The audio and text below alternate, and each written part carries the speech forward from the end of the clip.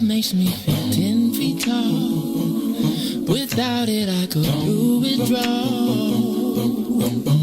'Cause nothing even matters at all. Nothing even matters. Nothing even matters. Nothing even matters. Nothing even matters. These buildings can drift out to sea, a natural catastrophe, but there's no place I'd rather be, 'cause nothing even matters to me. Nothing even matters. Nothing even matters. Nothing even matters. WIFTV. Live from your studio. You're listening to Book of Dawn. With Dawn Milhouse.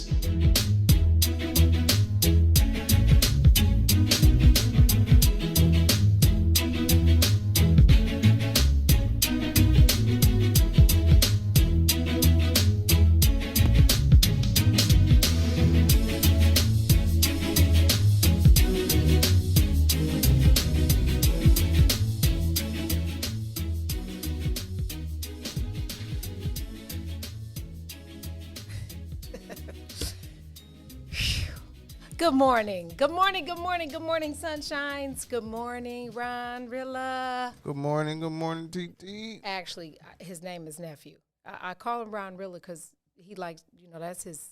That's my stage. That's his stage name, and trying to make sure that I'm supportive, but I call him Nephew. You gotta plug me though. Absolutely. Absolutely. If you are not tuned in, get tuned in. If your friends aren't tuned in, tell them to go to the What's in It for the Black People Media page on Facebook. This is Dawn Milhouse, and this is the next page in a chapter of the Book of Dawn. Today is Tuesday, January. Black speak. January. That's crazy because that's how my uncle pronounced it. A lot of people from Chicago pronounce it January. January 9th, is it the 19th, right? Yeah, the day before the big day. Thank God. It is 24 degrees outside. It's chilly, 24 degrees, and it's going to be 29 is the high today, or 28. Let me tell the whole truth. Happy birthday. Oh, wait, it's National Popcorn Day. So if you like popcorn, you know that double good popcorn that I had for the charity when we did that fundraiser? That was good. And I normally only eat Garrett's. That's the only popcorn I would eat. That's got, no disrespect, that's got Garrett's faded. Man. I mean, like super faded. How about it's still some of the, am I losing my own sound? Some of the, we just opened a bag of it like recently, and it's still fresh. That's insane. My thing is, I'll get it together when I take a break. It's all scraggly. Yes, it is still good. We opened a bag of caramel and cheese on New Year's, and it still tasted like it was just, but what I found out is they don't pop that popcorn until you actually order it. So it's popped like right before it goes to ship out. And whatever they use to seal it doesn't allow, because stale popcorn is the absolute worst. It's terrible. It is, yes, the worst. I wouldn't even eat it if I was a bird. But that popcorn is good. I might have to do another one of those fundraisers. We raised a lot of money for the water wells in Unugu, like $7,000. Yeah, so that was a good thing. But it's National Popcorn Day. Get your popcorn on. It is birthdays. Madison Henry, my little cousin, Marquita Harris, Wendy, Winona Kelly. Her son is the pastor on the east side. I forgot the name of the church, but I'm going to look it up. He's quite the powerful, anointed young son. Kim Jamar, Cherie Luckett, Cassandra Lewis, Shawn Wayans. You remember Shawn Wayans? From the Wayans Brothers? Yeah, it's his birthday. He's a big 50 today. And Trey Lorenz. What? He's 50? He's 50. That's crazy. Yeah. Well, I mean, the show was on 50 years ago, right? Yeah, They just, man, they seem still so like young. They act young. Yeah, too. that's because they silly. Good morning, Lisa E. And good morning to my daughter who bought me this jacket for Christmas. So I decided to wear it. She's into Roll Tide. Roll Tide, Maze, Roll Tide. She's into big jackets. So she bought me this jacket. I have to show you the back of it. See the back? She knew exactly what to get you. Exactly. Ain't nothing wrong with a little rosé. So I have to tell you before I even, because I'm still unsettled. Last night, I was doing work. My computer restarted. I just got to breathe. I lost 2 weeks worth of show prep because I hadn't saved the document yet. I am sick to my whole stomach. Like I literally was in tears. I just balled up under Mr. Milhouse and was like, he kept saying, "I'm sorry."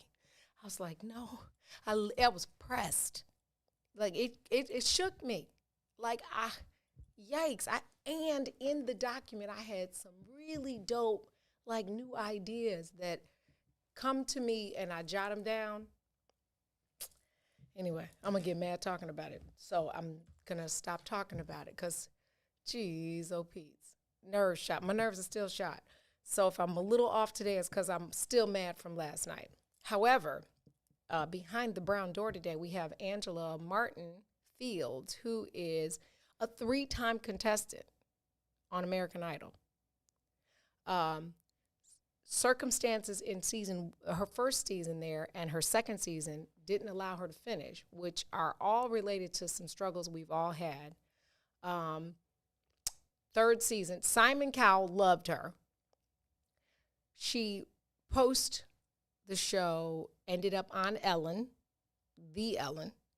because Ellen loved her on the show, and they, let her sing, and one of the other judges worked with her to try to get her a record deal. She's from Chicago. She's from Inglewood, but just one of the most talented people.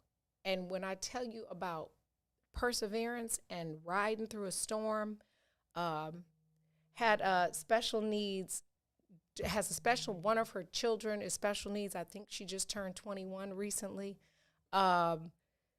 If you don't know who she is, go on YouTube, because we don't want to get in any copyright trouble, but go on YouTube. We're going to have her in shortly, but familiarize yourself with this incredible woman of God and this true talent that is here on purpose. If you've ever been to the basement downtown, do you know where the basement, are you familiar with the basement? Nah, I'm not. Okay. So there's this really swanky joint just west of, near Orleans Street, on the back side of downtown off Hubbard. It's literally like you go through this side door, looks like a cigar, like it's selling cigars, but the door moves and you go downstairs into the basement. It's under, do you know where the Hampton Social is? So it's like a speakeasy? It's quasi. Not like MV was a speakeasy, but you know where the Hampton Social is, the restaurant? It's down around in the alley downstairs from the Hampton Social. But it's all swanky and funkadelic-y and leather couchy, but it's a music place with a great bar. Her and Paul Hall have a band called, Paul Hall has a band called Versatile, and she's the lead singer in it. They perform there every Friday until the pandemic, obviously, and then and several other places, wedding gigs.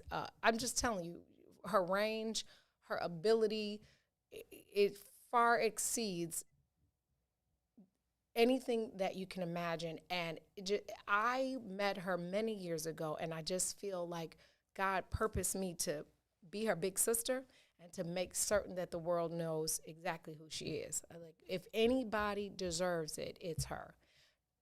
But shouts out to Soraya and Sandy and Jennifer Hudson and all the other ones from Chicago. I mean, all of those girls are from Chicago.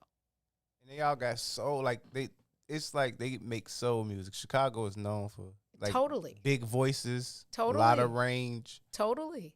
I mean, we still are the music mecca, and there's so much talent in our city that we literally are asleep on that we need to know. So we're going to talk to Angela about her life. I asked her last night when I talked to her, I said, what's off limits? She said, nothing.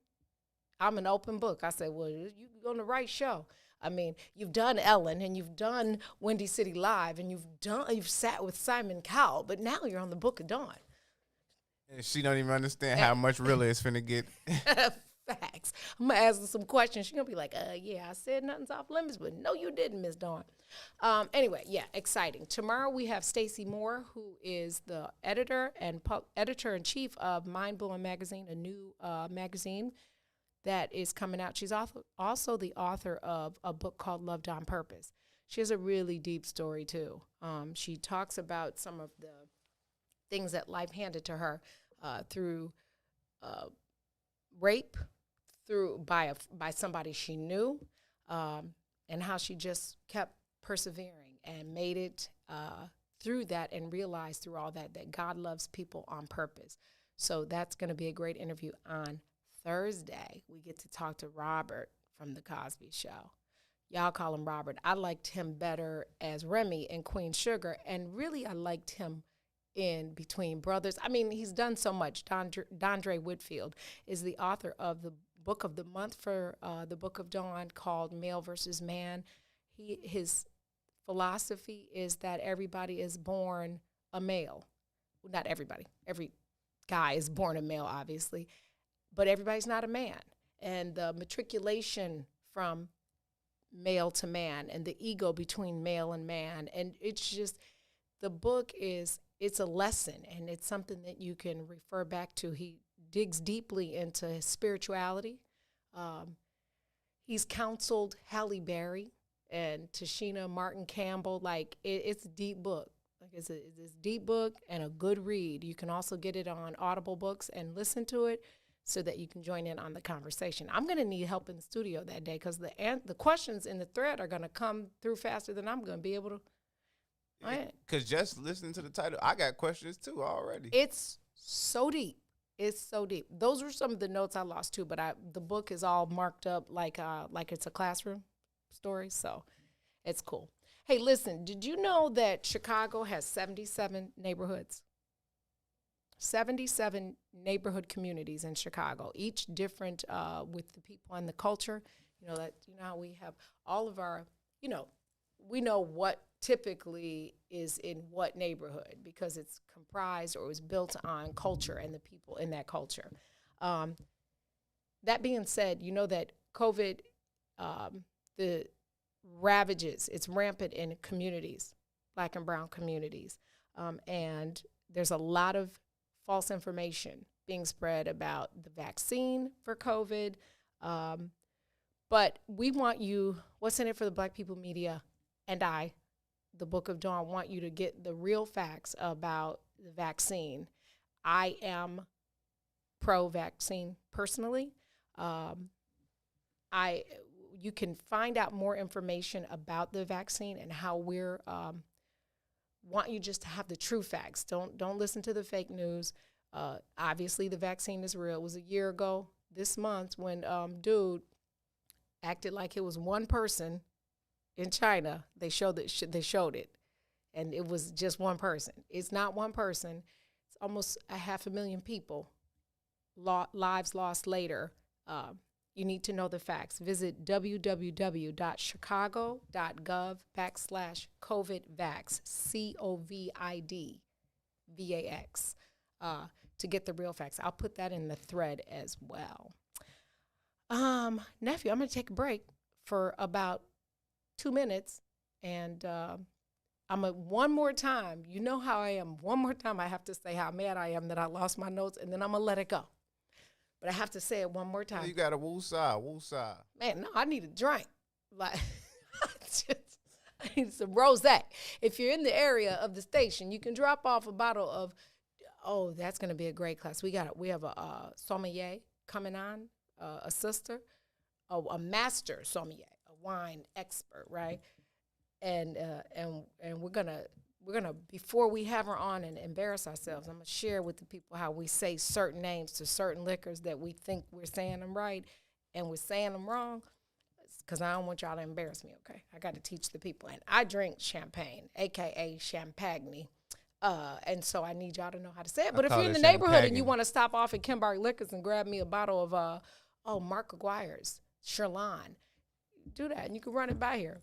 Merry Christmas and happy early birthday to me. We're going to take a break. You're listening to the Book of Dawn on What's in It for the Black People Media. Tune in. Tell your friends. Tag a friend. Tell a friend. Come on over. We'll be right back. WIIFTBPM. WIIFTBP. Media's just for you and me. WIIFTBP. Media's just for you and me.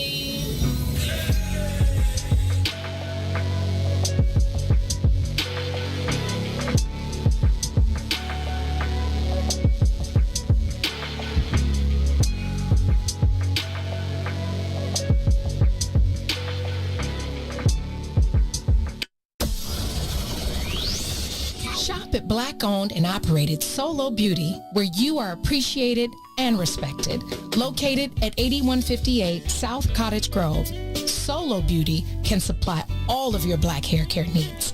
Solo Beauty is open from 11 a.m. to 8 p.m., Tuesday through Saturday.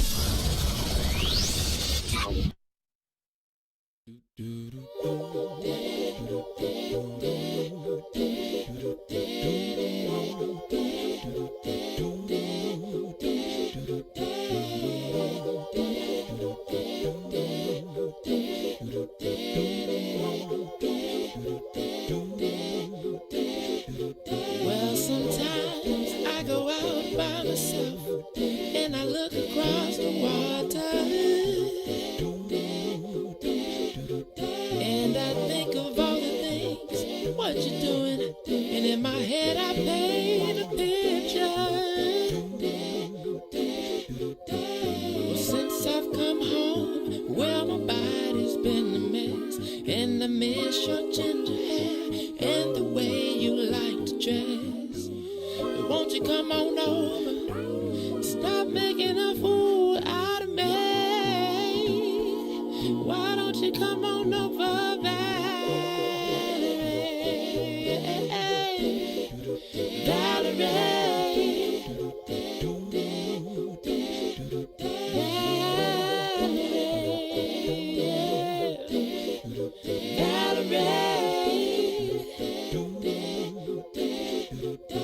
Did you have to go to jail? Put your house on up for sale. Did you get a good lawyer? I hope you didn't catch a tan. I hope you find the right man who'll fix it for you. And are you shopping anywhere? Change the color of your hair. Are you busy? And did you have to pay that fine that you've been dodging all the time? Are you still dizzy? Oh, yeah. Since I've come home, well, my body's been a mess, and I miss your ginger hair and the way you like to dress. Won't you come on over? Oh, stop making a fool out of me. Why don't you come on over there? Valerie.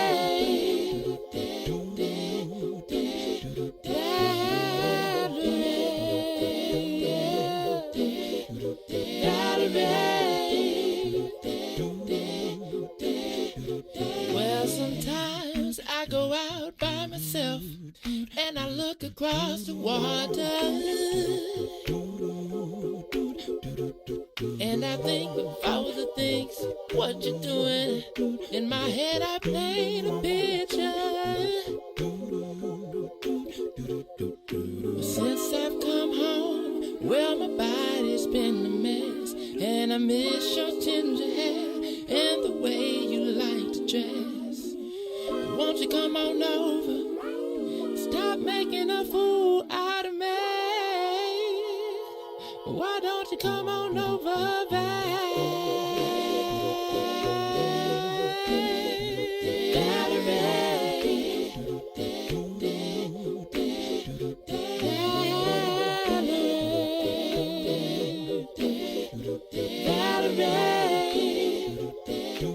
why don't you come on over? Valerie. Sam Trump, y'all. How about it? I'm so glad he held that last Valerie because I couldn't find my chapstick. You know I'm addicted to chapstick, and I was not going to come back on without putting my chapstick on. Yeah, about that. Friday, we're going to talk to Dr. Heather again. That was a great visit we had with her a couple weeks. Well, it's over a month now, but she was so informed. Were you here that day? We talked to Dr. Heather. I'm not sure. I'm not really sure. It was super. I must not have been though, because I would have remembered. Yeah, it was that. super dope. I meant to open this room, right? Join the room. Got to do that. Yeah, it was a super dope interview. We're gonna have her. I told her, I said, well, I know you are busy, but I'd love to have like a Ask Dr. Heather segment because she's so dope and so informative, and she actually was on the front line with working to help test and create one of the vaccines. So that'll be a great conversation to have with her because she has had the vaccine. So has my older sister and quite a few people I know actually. So I'm a little, I don't like needles, but I'm going for it. Earlier, I was talking to nephew Ron about it's Behind the Brown Door, so it's fitting to talk about music, right? And we were talking about how much music is sampled, and I, of course, because I'm a nerd, I'm like a can you be a thug and a nerd at the same time? I think you can, because I am. Yeah, that kind of describes me a little bit. Yeah. So sampling, the original sample was done in 1948, and it was actually the sound of a train. It was done by a French composer named Pierre Schaeffer, and he created the music composition of utilizing recorded sounds and modifying them through audio effects and manipulation, which then became what we now know as sampling. And it typically is used because the beat is super dope or to bridge the old and the new or add some flavor to it. And then the next rabbit hole led me to the most sampled songs. Now, in the notes I lost that I'm going to stop trying to be angry about, I had like pages and pages, probably too much information, but pages and pages because there's so many levels to sampling, right? There's hip-hop samples, there's country samples, but then there are some samples that just extend over whatever the genre of music is.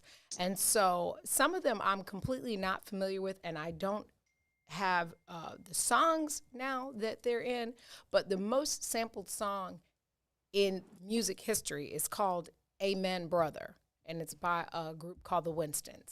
It's been sampled over 5,000 times.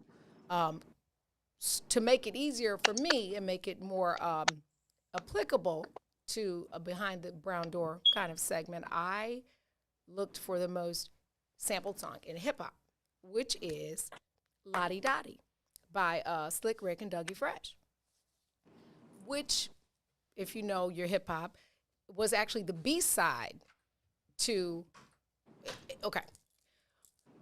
When albums and songs used to come out, there was A-side and B-side. A-side was the good song. B-side was like, Hope It Works, okay? So this Lottie Dottie was the B-side to their first release. Obviously, Slick Rick did his thing, and that song became the #1 most sampled song in hip-hop.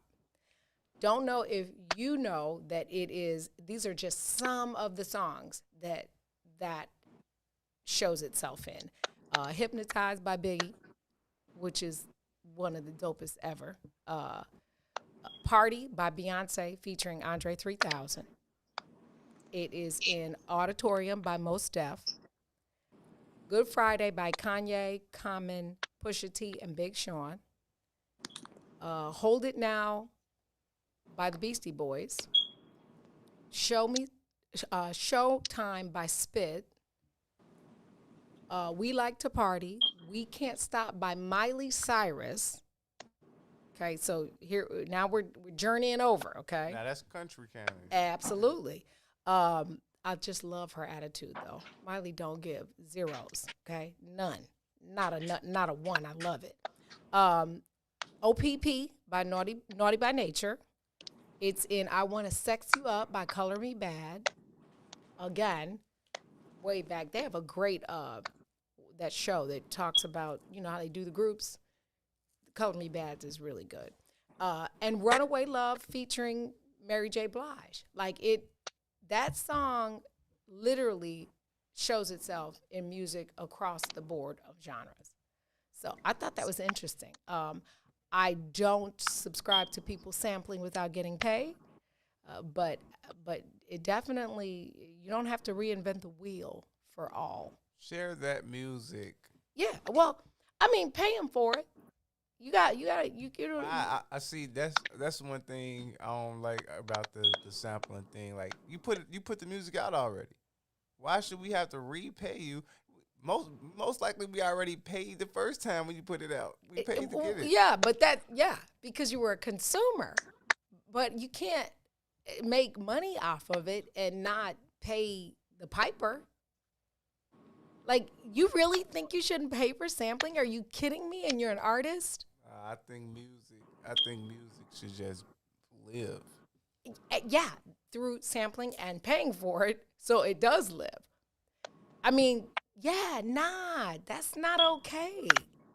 You can't do that. And do you know that sampling, you can only use, I think, less than 10, well, they say you can sample less than 10 seconds without being in violation, but actually you shouldn't use any of it.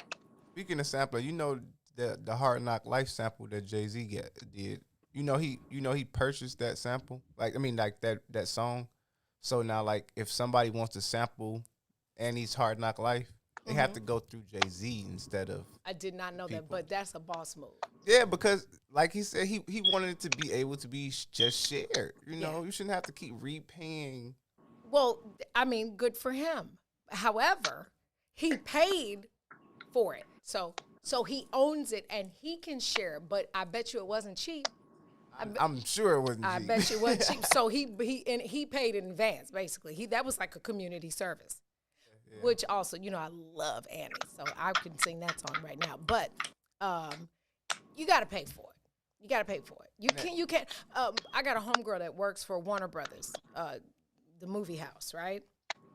And one of her duties is to go and, like, all these sites when like T-shirt companies and people use their characters, or, you know, like they have the comic people, you know, the superheroes, whatever they, you know, whatever Warner Brothers owns, and all these people selling T-shirts and in China and all over the world using all these characters without permission, essentially sampling just on clothing or toys or whatever. Yeah. No, it's a little bit different. So I hear you. Okay, so let's put it in this perspective. You create you get a Grammy. You create a song. Ron Rilla does a song, performs it, all original composition. It's top of the number one on the Billboard's chart for 52 weeks. Hip hop, rap, and pop. You know, all that, and then the homie from around the corner goes and samples it, and then is your competition. I'm glad I was able to inspire you, homie. Whatever. I'm glad I was able to inspire you, homie. I just helped you create a new sound. Yeah. Nah. And my legacy still lives on with that. Because when they ask, hey, that sounds familiar. Yeah. Where did it come from? But he not even giving you shout outs on the album cover. No. So yeah, my homegirl, that's like literally her. She has to report it, demand that they take it down. She works in the legal department. Like that's a huge loss of money. Like you can't just be taking people's stuff. You can't do it. I don't want anybody to take it from you. Now, me on the other hand, if you take something I say on this show and replay it, God bless you. Please share. Maybe I'm glad I can inspire you. In fact, but yeah, don't sample. It's a huge deal. When our restaurant was open, when MV was open, you know that the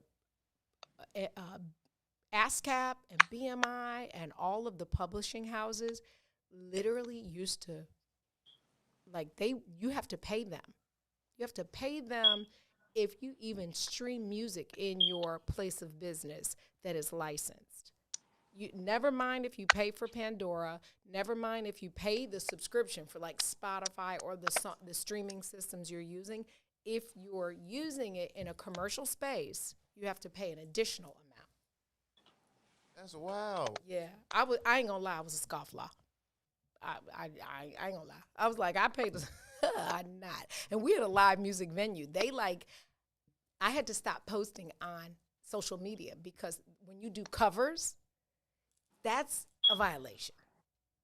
Like it's deep, it's levels to it. It's super deep. So that's another thing I want to know. What's the difference between like sampling and what makes it okay to do a cover more over than a sample? It doesn't. The houses that do that, the ones that are in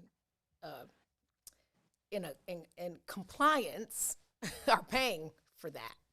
Of course, they're not going to be able to stop the entire world from singing a song, but so like when D'Angelo redid "Cruising," because it's really a cover because he doesn't change any of the. He lyrics. doesn't change any of the lyrics. That's a jam, though. Yeah, both of them. Yeah. Speaking of cruising, that man is a trip. Which one? The original. Baby, I saw him in concert. I got him on video in my phone to this I see day. it too. That man, he's still out there working that crowd. Do you understand the words that are coming out of my mouth? I would love to be able to mirror this and play this on. I was like front row. I had to see him with my own eyes. He a smooth yellow cat, baby. He's smooth, like butter. I was like, look at him. The girls were going. One of them Celine cats. You don't even understand. The ladies were snapping. I'm talking about my mom's age, because he is my mom's age. Yeah, that was a good concert. But yes, so no sampling, and pay for it. And you pay for covers too. Well, you're supposed to, if you're in a commercial space, you're supposed to pay the publishing houses a percentage. Just like if you're in a commercial space and like when we wanted to like show the fight or have like like something that we show in the place. So you can't just order the fight if you're a commercial business, because they want to charge you based on your occupancy. So where if you order it at home, it's $65. If you order it in your commercial space, it's some thousands, because it's based on potential loss of revenue. Yeah, because you're making money that off are going of to it. be in your house watching it, and It's the not loss, gonna be paying the pay-per-view at $65. $65, right? Yeah, Okay. yeah. So, yeah. So I mean, at the end of the day, like I get it. Do I always comply? Absolutely not. But, yeah. But the restaurant's closed now, so they can't get me now, right? Facts. We're gonna take a break. I saw Angela pop in the room. We're gonna come back with Angela Martin and talk to her about life in the city, loss, future, and perseverance. Like all that. She's candid, and she's ready. We've been waiting on this. We were going to do this 2 weeks ago, and then we decided to take a little 2-week break, which I needed. But all the work I did in it, this is my last time. All the work I did in 2 weeks is in computer somewhere, Cyber heaven. It better be in heaven. It was good work. But we're gonna come back. We're gonna take a break. We'll come back with Angela Martin. Share. We'll be back. WIFTBPM. Hey Chicago, it's Dawn Milhouse from the Book of Dawn. There's a lot of fake news about the COVID vaccine, just false information. So our station has joined the Protect Chicago team to help share the truth about the vaccine and dispel the rumors. I hear all the time, I've already had COVID. I don't need the vaccine. You're wrong. Get the facts by visiting the What's in It for the Black People Media page on Facebook and www.chicago.gov/COVIDVax. That's COVIDVAX. We're in this together, Chicago. Introducing your trusted source for high-quality Black emojis, better known as Blackmoji. We believe Black is beautiful, and that beauty should be reflected in the digital market. Now there is an app that does just that, starting with Black Greek letter organizations. Blackmoji D9 offers more than an emoji app. It is a cultural experience of Black excellence. Download the app in the Apple or Google Play Store to access a specially curated catalog of emojis representing the Divine Nine. Use the emojis to celebrate Black Greek events, acknowledge current events, support social causes, and learn about esteemed Black Greek members who blaze the trail of Black history. A portion of every subscription goes toward a scholarship fund specifically for members of Black Greek letter organizations to help keep the legacy alive. Download the Blackmoji app today. Back and go. I learned so much, and it guided me in a different direction. And look where I am now, and it just trust it. You're going to sing for us, right? Yes. All right, Angela, sing for us. Do it. Do it.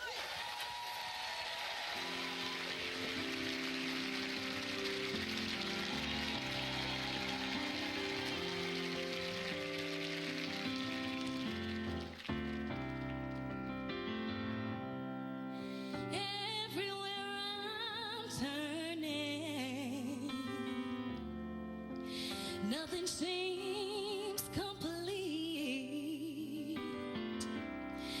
I stand up and I'm searching for a better part of me. Hang my head from sorrow, state of humanity.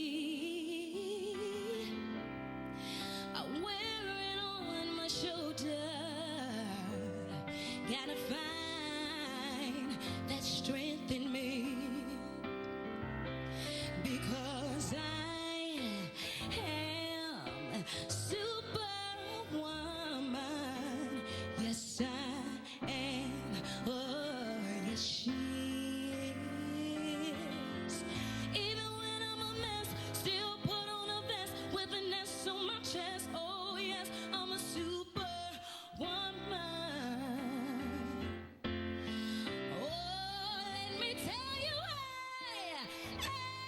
I'm here.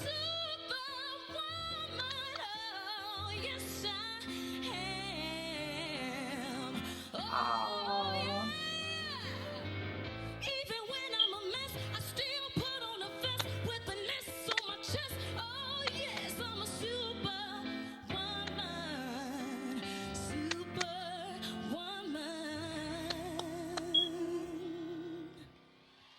Woo! Lord have mercy, I got chills. I am definitely a superwoman. Good morning, Angela. Are you there? Good morning, beautiful. How are you? Contestant 87531. That was your first time. That was the first time. That was the first time. What's in it for the Black People Media and all of those tuning in? This is the incredible Angela Martin Fields. Oh, thank you, Dawn. My surrogate That little was sister. incredible. Beyond, and that was on Ellen after the show. Who you know we're crazy about Ellen around these parts. Angela, I want to journey through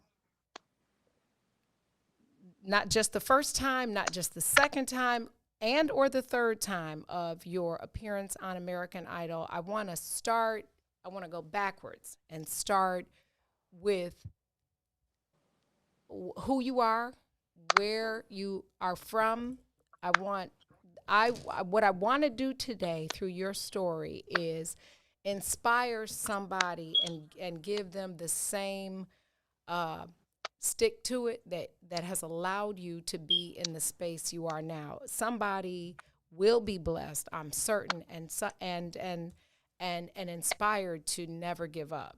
Your life by example is the story needs to be shared and told. You've overcome some things that would have knocked most of us cold out, like probably me included. But I want to start with you're Chicago born, so you will be taking a quiz that I didn't prepare you for. Oh, Lord. Chicago born, Inglewood. Shouts out to Stephanie Coleman in Inglewood. You are a mother of 2 daughters. You're a wife. But let's start. You had your first child very young. Let's start with little Angela. Did they call you Angie when you were a baby? No. What was your nickname? Hey, Don, by the way. Hey, my beautiful baby. What was your nickname? Morning to everybody out there. Well, no, my name is Riri. Like, if you know Riri, that's my nickname. Okay. My grandfather, I'm a PK kid, a preacher's kid. So my grandfather used to say we, and I used to just crack up all the time. Now, this is what I was told from my 2 sisters, who's 9 and 10 years older than me. And he started off saying we, and I would crack up. So then it turned into Riri, my name, and that's what my family know me by. So, yeah, Angela was not in the cards. It was Riri. It was wee. It was really wee. It was wee growing up. Give him all his credit. Yes. So you're a preacher's kid, and you're born in a neighborhood that, against all odds, you are still standing. You obviously spend quite a bit of time in church, and is that where the inspiration to sing or the motivation to sing came from? That's where the talent comes from us. You know, if you think about all the Blacks, all of us as Black Americans, where we started off at, 95% started off in church. Mm-hmm. You know, that's where you get that foundation of it all, you know. And during that time, I was playing the drums for the church and this, that, and the other. I was just all over the place, directing a choir and everything. So that's where I started. That's where my gift was, you know. Now, what is interesting, I've seen you. I'm going to say it out loud. I ain't going to say the name of the person, but I'm going to say it out loud. And if they're watching, they know who I'm talking about. I've seen you because you still love those drums. And I have seen you mid-song, microphone in your hand, mid-song, and something was off with the drums, and you take the microphone to the drums, kick the drummer off the drums, and sing and play your own drums. Am I telling the truth? You're not lying at all. Sis, let me tell you. You know, it's something about live performances. And if I know that something is missing, it's like if I could play the bass, if I could play the guitar. Sometimes you have people that's not your regular band, okay? They're good in their own right, but they don't know you. Right. And so things are missing. And I'm like, look, I'll just play it because we need this for this song right here. I have so let me witnessed get on play. I have witnessed it. And then I'm talking about seamlessly. And sorry, somebody called me. Am I back in? You are. Oh, Lord. Yep. Okay, I'm back in. Somebody called me. I'm like, why y'all calling me right now? Right, I'm busy right now. In the voice of my youngest baby when she was little. I'm busy right now. Like, you're 2. You're not that busy. I'll hop on the drums. Yeah, I've seen it, and never skip a beat in the song. The voice, the inflection, all the same. But so you play the drums. Ironically, the brat, she grew up obviously in church, and she plays the drums still as well. It's I love seeing a woman drummer. That's just badass to me. Anyway, don't you, Ron? Sheila Eve. Yeah. Well, But now I you know. know. Now you know Angela, so you can Angela Martin. exactly. I Um, try. so Angela, you as some preachers' kids do, I am one of them. But you experienced some things that you probably being over in the rectory while while the church people is frying chicken dinners, and you out doing something else, and happen to become a mother. Hmm. Yeah, very PK. Yeah. That's very PK. When you see things in the church, and this is not against the church. I'm a missionary Baptist. I'm a Baptist to my heart. I love the Lord. I believe in Jesus Christ. I believe he died for my sins. Okay. So that's not an issue. The issue was I saw things that I'm like, you know what I'm saying, in the church. And it made me rebel. Yeah. PK kids are the worst, in my opinion, because we're sheltered in a way, and we're sheltered from the real world.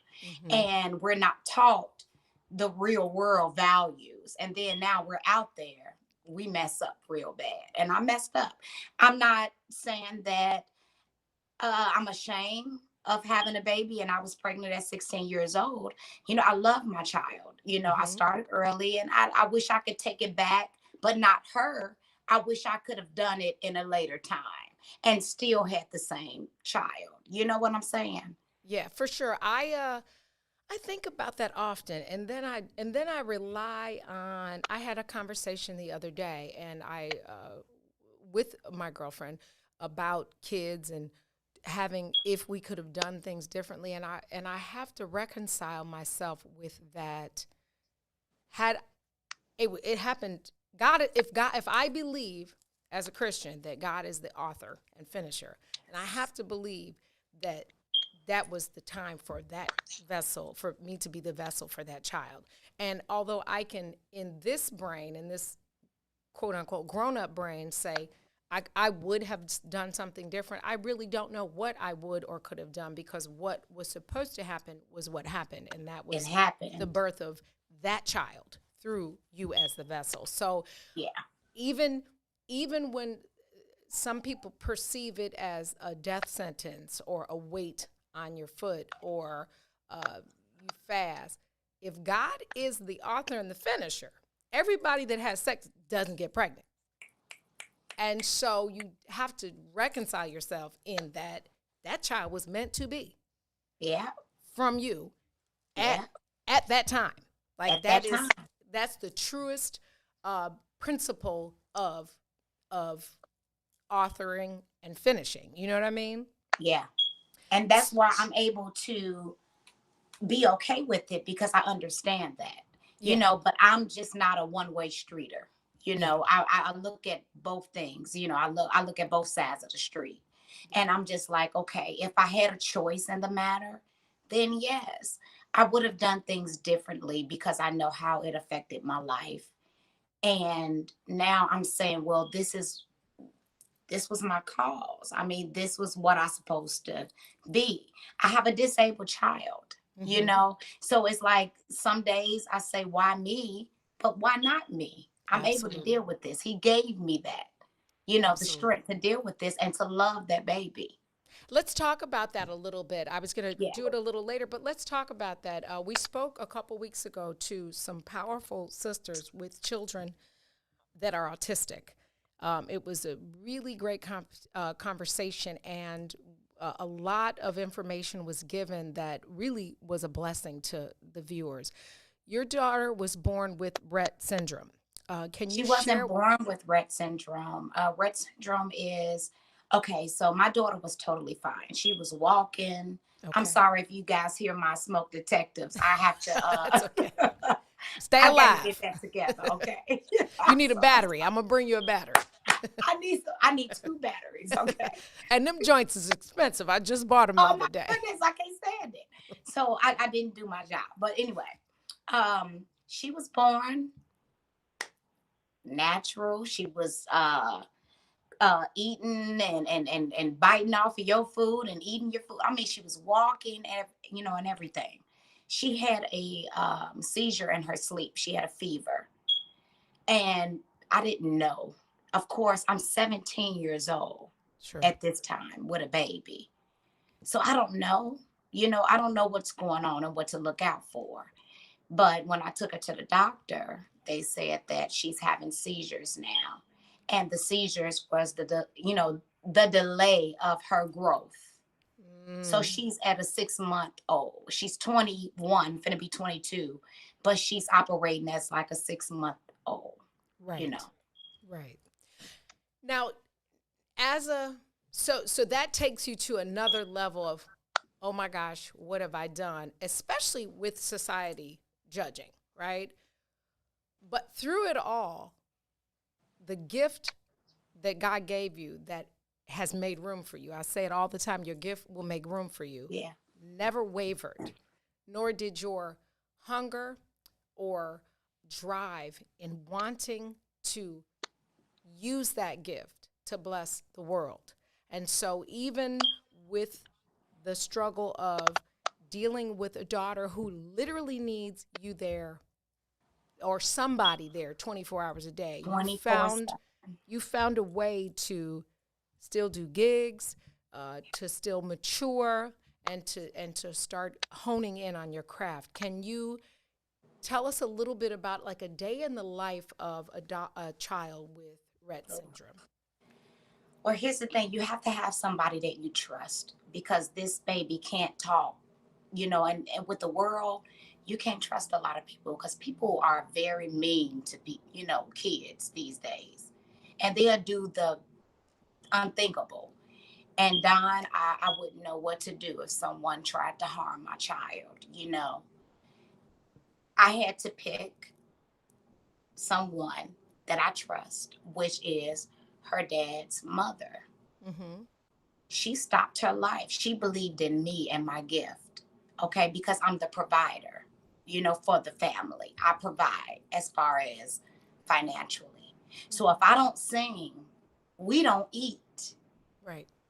Right. So I had to have someone that I trust with my daughter.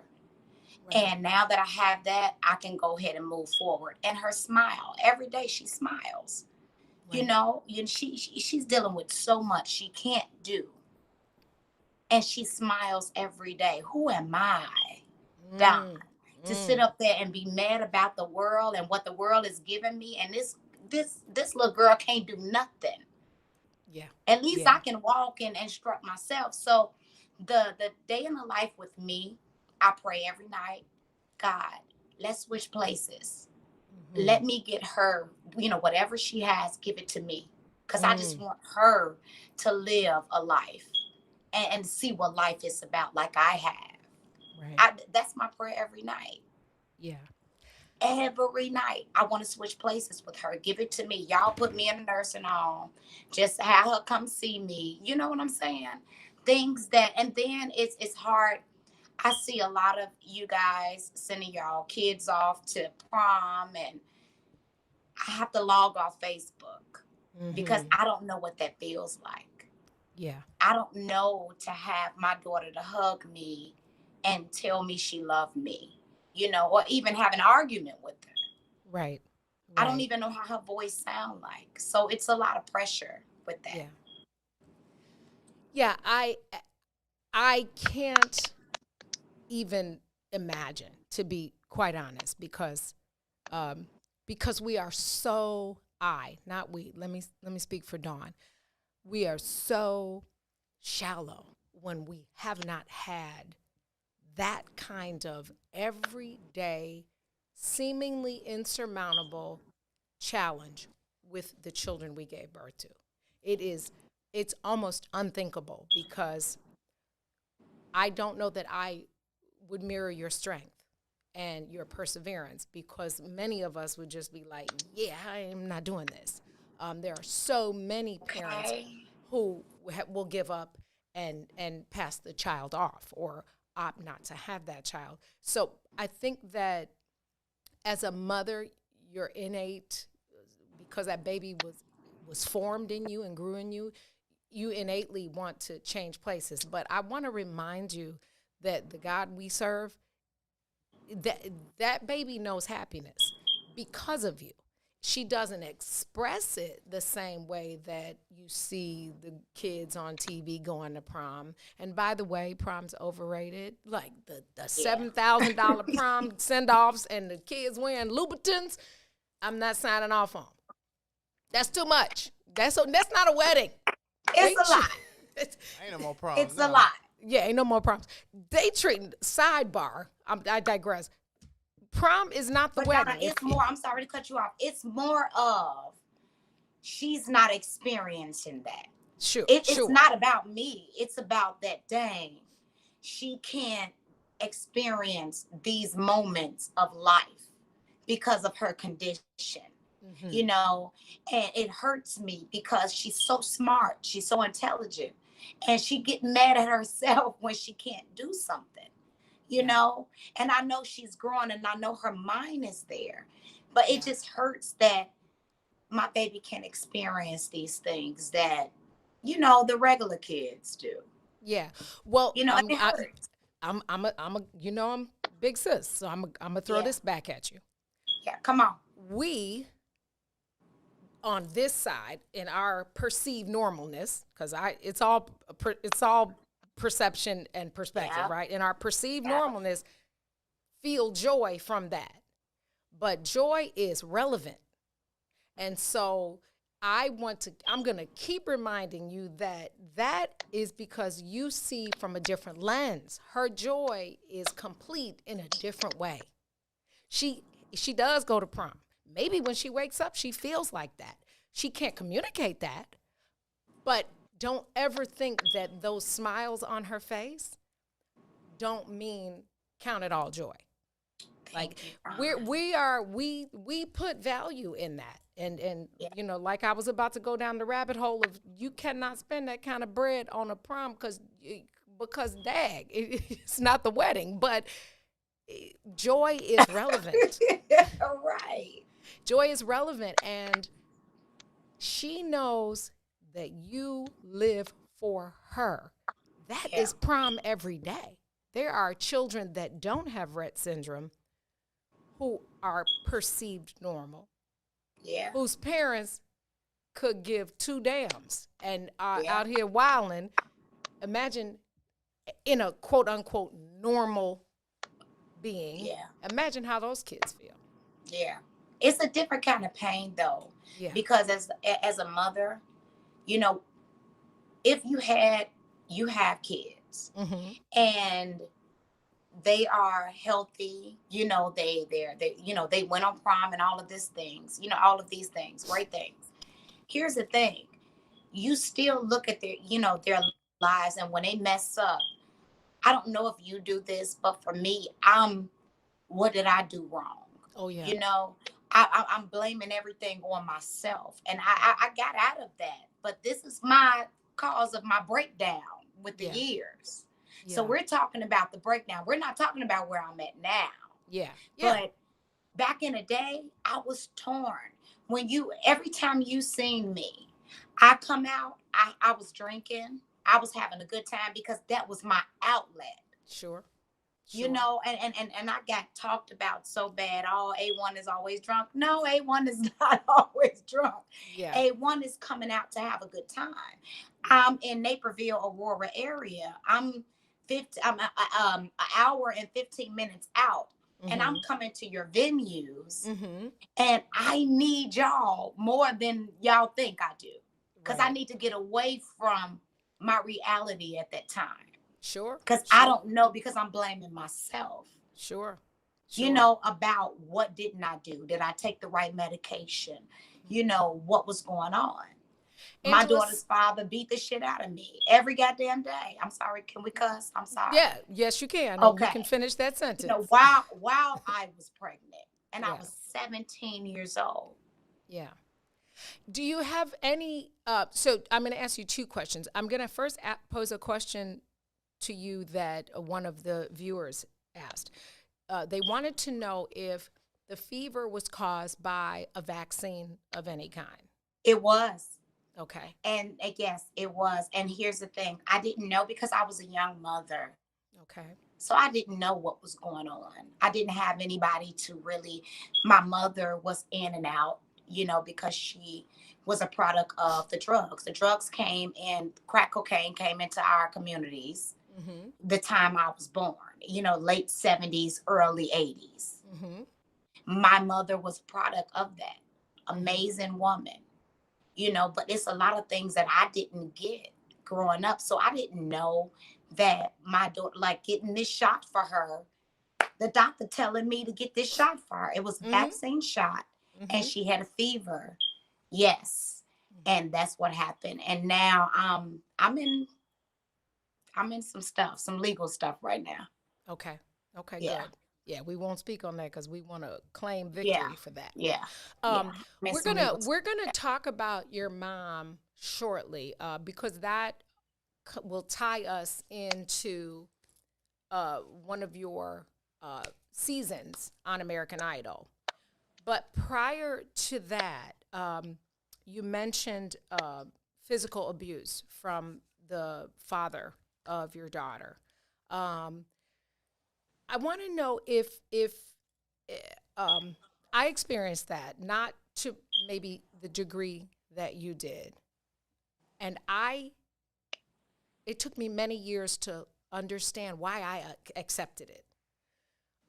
It's taken me even more time to realize that abuse comes in so many forms, right? Physical and sometimes emotional, and that's even worse, like to be emotionally abused. And you and I talk about this often, about the game of the mental game of always feeling like you're the burden for just wanting respect from somebody that has promised you that, and whether it be a boyfriend, a husband, a friend, taking on that, I have broad shoulders, I can handle it, because you're perceived as such a tough girl. You know what I'm saying? You're from Inglewood. You've handled a kid with special needs. Like, she can handle it. Don't be fooled. You know, on the inside, you might be. I call my alter ego as Teflon. On the inside, right? I'm a mushy cotton bag, right? Did you see violence, physical abuse as a kid? No. And so at that point, as a young girl, what on the inside what was it, an escape? What on the inside allowed Don, I Angela? knew real love. I'm being honest with you. I knew I no matter if my mother was on drugs, my grandmother, my father's mother raised me. She quit her job. She retired in 1981 to take care of me, to help out with, you know, the family. My two sisters grew up with my mother and my father as a whole. So they saw greatness in a marriage, okay? I grew up, my mother was on drugs. My dad was like, you know, you need to get rid of that or whatever. He wasn't playing it, you know. He never, he told her, I'm not going to divorce you, but you got to get your shit together for these kids, okay? Because at that time, it was like weed. Everybody was trying it back in the day. Some got hooked and some was like, it's not for me. My dad was like, no, this ain't for me. I don't like the way it make me feel. My mom took heed to it. She liked the way it made her feel. Yeah. You know, that's just real I just watched Snowfall. Sue me. I didn't have any idea it had been on for years, but I literally binged watched it last week. Yeah. And it is really the story of what you're saying right now. It's Where real talk for people. This was my yeah. life. This Yeah. was a perfect mother. Like, she loved her kids. Mhm. Don, I couldn't go over a sleepover if me and you were best friends. If you have a father, a brother, an uncle, or a man in the crib, I could not come over. Right, because what's I not gonna couldn't happen on sit my on a watch? man's lap. Yeah. You know, my dad was very protective, and my mom, but life just happens. It just Yeah. happens. So to answer your question, with as far as having a being in that moment of knowing about the drug abuse, they kept it from me. Remember, Mhm. I have a 9 and 10 year older, older sisters. Sister. Yeah. They kept me from everything. They Mhm. started taking care of me Mhm. and doing the things, doing my hair and taking care of me when my mother was absent. Now So it was a lot of things I didn't get growing up, so music. So we're gonna tie this into music. You said in an Yeah. interview, I watched countless interviews that you've done. You said music heals my soul. Clearly, you identified that as young Angela, and that has been that melody, if you will, has been the grounding sound or calm in your journey. Would that be fair to say? Yes, that's Um, correct. so tell me how you take abuse, teen pregnancy. Uh, uh, she was what, 2? How old? 2? Was she 2 when Yeah, she she when? was yeah, she was turning 2, and then it just, yeah, it happened. It reversed. Okay. Now, how then does music marry to that? Because I Oh want my people to understand that when most people would have said, "Hecky no," yeah. the healing process of music for you allowed you to continue. Marry that to music for me. The It's drive. very simple. It's very simple for me. And I'm gonna be real quick about it. Music heals so many souls, and it's I go out and I sing. You've been to my shows, A and lot of them, and for love me them. to touch people and they're having a bad night that night, and for them to come up to me, it helped me to say, don't kill yourself. You have a place in this world. People need you. Mm, mm, That's what kept me going. Plus the fact that I'm doing what I love and I'm able to, take care of my disabled child. That's all I ever wanted to do, was mhm, make a living off what I love doing. mhm. And these people that I sing for, they don't even know that they're saving me just like I'm saving them. Yeah, And yeah, that's real. yeah. That's I real. see that in your performance, because those are the times when you spoke about earlier, um, the release of the live performance. I that is when you can just be Angela and with no obligation to anything other than the music. And so and that comes through in all your performances. One of the things that I absolutely adore about you is that my pet peeve, and you know this, Yeah. is if you get hired for a gig and you're using your phone because you ain't learned the songs. I can't. I can't stand it. Ugh, look, like, my goodness, please, if I know the songs, if I'm over here fake Radio Raheem little It's so karaoke box, disrespectful it's to the so people that you're disrespectful. performing for. So your catalog of songs, multi-genre, Yeah. is It's Dave humongous. Brooks, Chris Miskell, like I've sat on the phone with these men hours.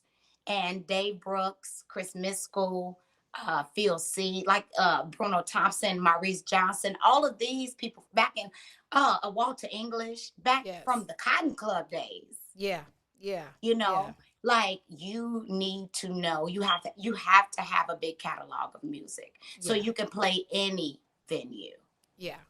And You know? you can, and the way you engage the audience is and I mentioned earlier before you came on, if you guys want to see some of her performances, you can go on YouTube or The Basement, and there's tons of uploaded videos of her some of her performances at The Basement, in addition to what we'll get into a little bit later with the American Idol auditions and some of the things that happened that attempted to detour you. But Simon, and by the way, Simon Cowell, I think he was kind of flirting with you. I think Simon was about to have chocolate ice cream. We had our own thing. For real. No, I love Simon. He was good to me. He was good to me.